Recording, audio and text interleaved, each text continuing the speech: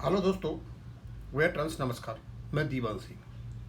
अभी जो माननीय सुप्रीम कोर्ट का फैसला आईबीए पर आया है कि आईबीए स्टेट नहीं है, लेकिन इसके द्वारा किए गए जो पब्लिक फंक्शंस हैं और जो पब्लिक के लीगल और कॉन्स्टिट्यूशनल राइट पे जो असर पड़ता है, उस संदर्भ में इसको स्टेट माना जाएगा।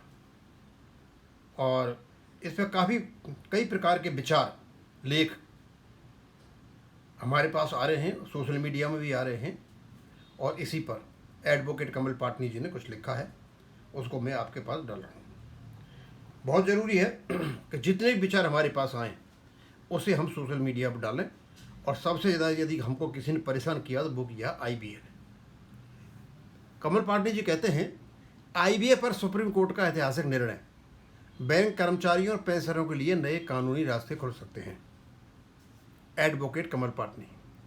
7 जुलाई 2026 को अजय बिज versus Indian banks association others प्रकरण में सर्वोच्च न्यायालय द्वारा दिया गया निर्णय भारतीय बैंकिंग व्यवस्था के लिए महत्वपूर्ण माना जा सकता है।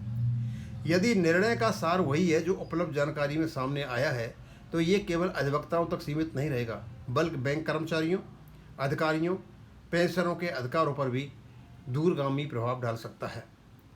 सर्वोच्च न्यायालय ने स्पष्ट किया है कि इंडियन बैंक एसोसिएशन संविधान के अनुच्छेद 12 के अंतर्गत राज्य नहीं है।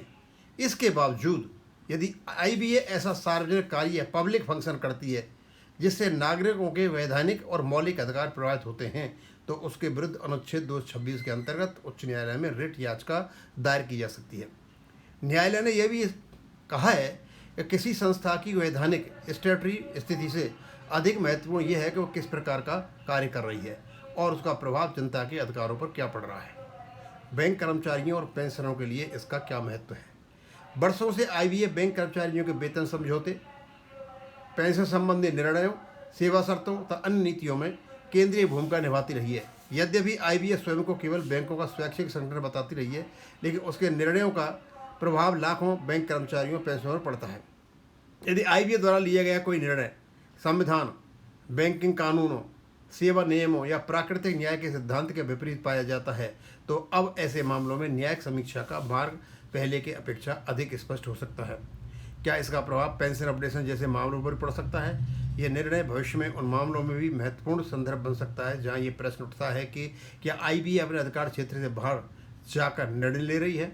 क्या उसके निर्णय लाखों पेंशनरों के वैधानिक अधिकारों का प्रभावित कर रहे हैं? क्या वेतन समझौतों या पेंशन संबंधी निर्णयों में पारदर्शिता और निष्पक्षता का पालन किया गया? ऐसे प्रश्नों पर अब उच्च न्यायालयों में अनुच्छेद 226 के अंतर्गत चुनौती देने का आधार अधिक मजबूत हो सकता है। एक महत्वपूर्ण सावधानी, ये निर्णय किसी भी विवाद से स्वतः अंतिम राहत प्रदान नहीं करता। प्रत्येक मामले में न्यायालय तथ्यों, लागू कानूनों, संबंधित अधिकारों के आधार पर स्वतंत्र निर्णय देगा। इसलिए इस निर्णय का उपयोग मूल न्यायिक आदेश का अध्ययन करके ही किया जाना चाहिए। निष्कर्ष, सर्वोच्च न्यायालय का यह निर्णय इस सिद्धांत को पुनः स्थापित करता है कि जो भी संस्था सार्वजनिक प्रभाव डालने वाले कार्य करती है वह न्यायिक समीक्षा से ऊपर नहीं हो सकती।